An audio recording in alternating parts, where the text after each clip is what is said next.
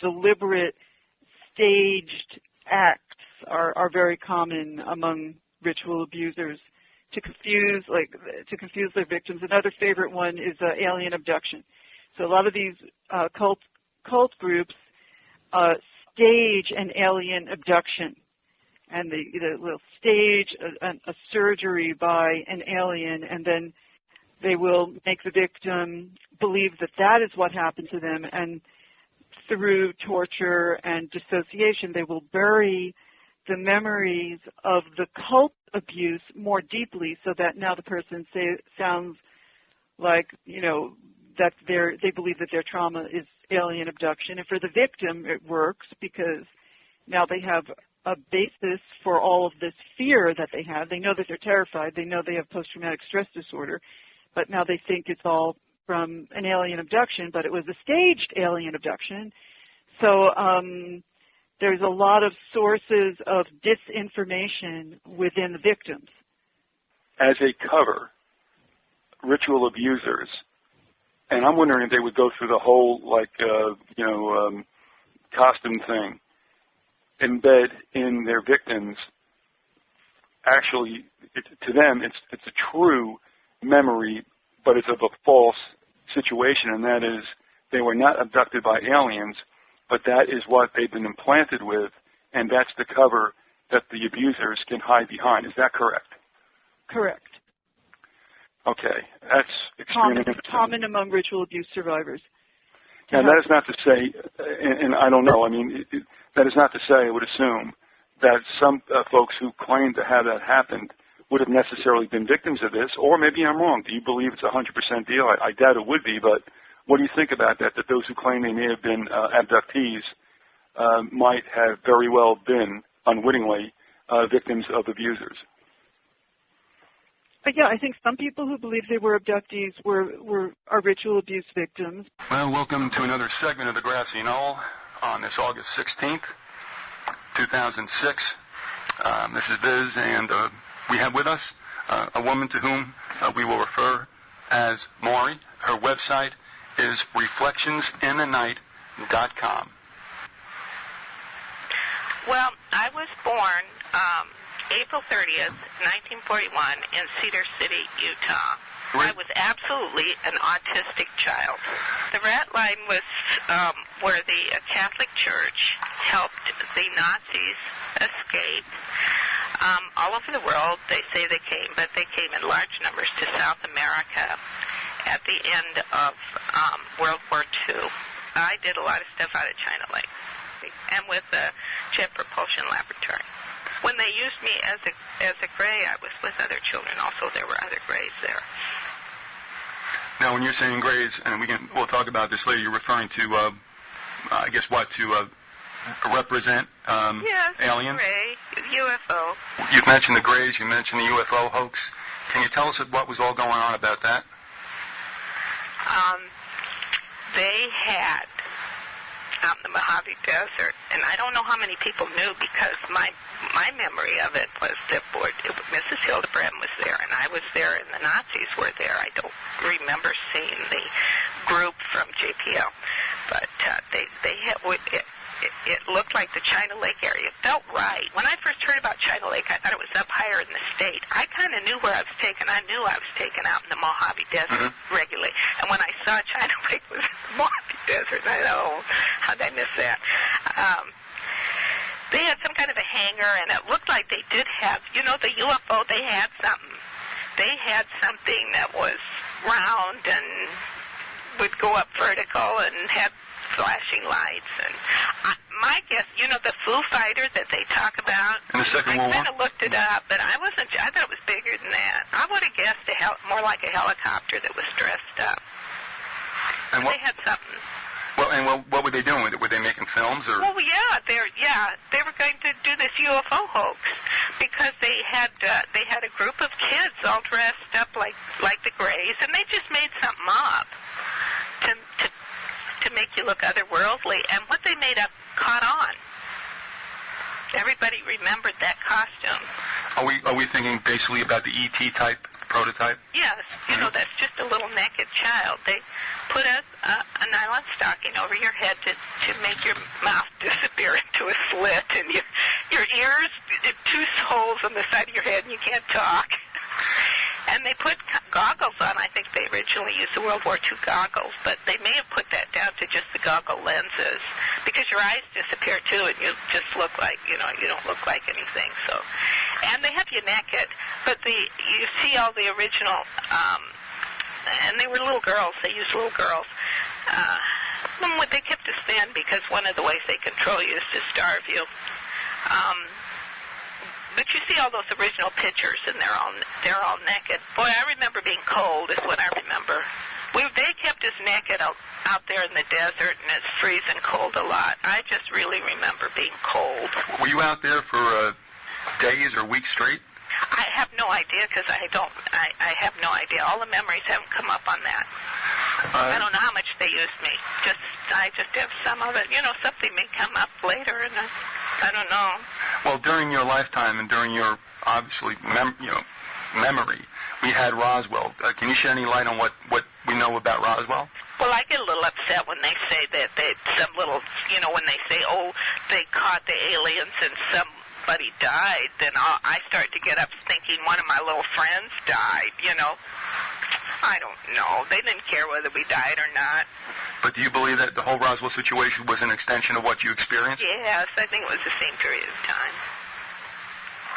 Well, there's no doubt, obviously, that there have been crafts that can do what we claim UFOs can do, because obviously it does happen. We've all seen things. I don't know what it means in the big picture, but obviously these anti-gravity crafts were around for some time, and I mean, you can attest to the fact too. Were they not around in the late 40s? Yeah, they started this. They started this out of JPL in that area. That was started very soon. Well, I remember being there. I think 1947. I think that's about right. Mm-hmm. I think that I was about 6. I think that I felt about 6. So they were real busy out there. They had all of a sudden the Nazis were in there. They'd gotten. They now controlled the group of physicists at JPL and GHB and abductees. Now, abductees, what I mean is alien abductees. Everyone knows I'm a MUFON investigator. I followed this for decades. There was a doctor named Dr. John Mack, psychiatrist, Harvard University. Brilliant man. Brilliant psychiatrist. So he's a physician. And during his tenure at Harvard, he started to get interested in abductees. And he started to do some research and interview each one. And he did hundreds. And he wrote a series of books about it. Now, here's where I always come into the problem when I'm doing these sort of things in front of groups or at conferences. I get a very small section of the community who thinks that abductees and UFOs is crap and don't even bring it up, Dave. Then you got other people who I talk about cryptids and they say, oh, that's crap, don't talk about it, Dave. In the reality, you are an expert at what you're interested in.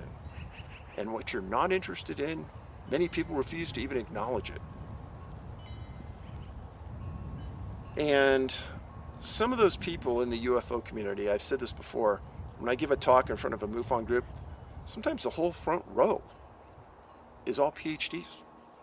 Brilliant people. And when I get off stage and I usually have dinner and I get invited to dinner by these groups, they all surround me and they say, Dave, you're one of the few people who has come to the table with facts. This is nourishing. This is good. Let's keep talking. Very appreciative. Well, John Mack came to the table with facts.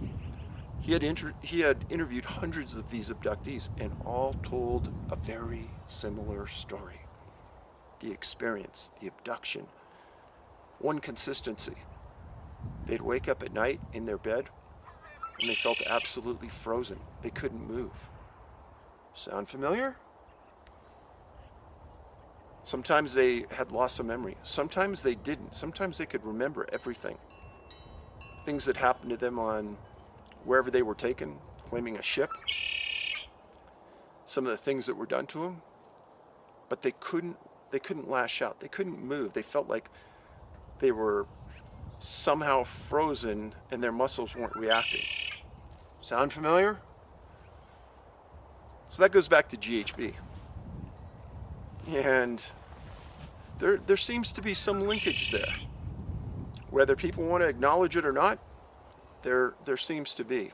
If you go back in time, why Area 51 really started, you learn that it was a base hidden inside of a base, nuclear weapons, and it was all about beating Stalin at his black propaganda campaign, as I write in the book, to hoax Americans in a War of the Worlds type scenario, whereby little men who looked like aliens would get out of an aircraft and the government would go crazy about it.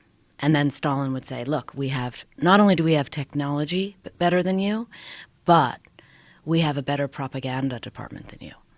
In my book, I interview a man who worked for the Atomic Energy Commission, who tells a different story, tells the story of receiving that craft at Area 51 in 1951, which is why the base is called Area 51. Oh. And that inside the craft were humans who had been altered, surgically altered to look like aliens, in a plan for Stalin to sort of twist Truman's arm, because at that time, we had the atomic bomb. When Roswell happened, we had the atomic bomb, and the Soviets did not. Can I stop you there? Yeah. When you say humans that were surgically altered to look like aliens, do you mean, so this is 1951, so Yes. you're talking about 4 years after the supposed crash. Yes. So what They had was the bodies, left? they kept the bodies. They kept the brought them. bodies. In what? And- Formaldehyde? Like what? Yes. And also because the idea was, and remember, or I can't say remember because you haven't read the book yet. Right. And I wrote this book 8 years ago. But it did really impact a lot of my thinking and working on government secrecy projects, because it makes you really consider what a hoax means and what it means to a population of people, and how the government begins to work with disinformation versus cover stories and all of that. But going back to answer your question, if you follow the logic that my source told me, that these were, modified human beings as part of a hoax. And the reason that I trust the source is because, Joe, he told me that he also worked on the program. So he had like a burden to unload, right? And so if you follow that logic through, then the Bob Lazar story is that when Bob Lazar said, I saw an alien, it looked like this, it was small, it had big eyes. Those were those were the surgically modified humans that the government was doing experiments on. The source was a major player in the Manhattan Project. He went on and worked in the Atomic Energy Commission. I mean, there's a wing of a museum named after him. His accolades, his awards were so extraordinary. With a Q clearance, that's what you have when you have access to nuclear secrets. So if someone has a Q clearance for decades and they're full of garbage, you really have to ask, my God, should this guy have a Q clearance? I mean, that's reverse engineering his credibility. The book came out, his wife of 65 years knew it was him, okay? And I went out to Las Vegas and sat there in a room with the source and his wife. And she said, tell me this isn't true. Tell me you made this all up, to her husband. And he said, it's the truth. I mean, that's a triangular version of getting at the truth. But again, to reiterate, I believe he believes what he told me was the truth. That was the truth he was told. We met because I was interviewing nuclear weapons engineers who were setting off nuclear bombs in Area 51, in the Nevada test site, Area 12, Area 23. And they all said to me, you've got to talk to the top engineer of all this weaponry. And they gave me his name. And we talked for days and hours about nuclear weapons. And then, in one conversation, he began to cry and told me this story that I was like, what? He was crying because he participated in our version of the human experiments. Because what the Russians do, we do. According to him, we had a small program in 1951 where we wanted to see how the Russians did what they did, how they made human beings look like this. he said they were handicapped children. And he told me that he participated in this. So again, I mean, unless you have someone that lost their mind at age 90 and was willing to tell their wife of 65 years, I lost my mind. He had a grandchild that was born that way. And the grandchild did not live long. The grandchild died. And it made him feel so guilty about what he had done that he felt compelled to confess, if you will. And I remember saying to him, why are you telling me this? Why don't you tell a priest? And he said, a priest would judge me, and I can tell you won't.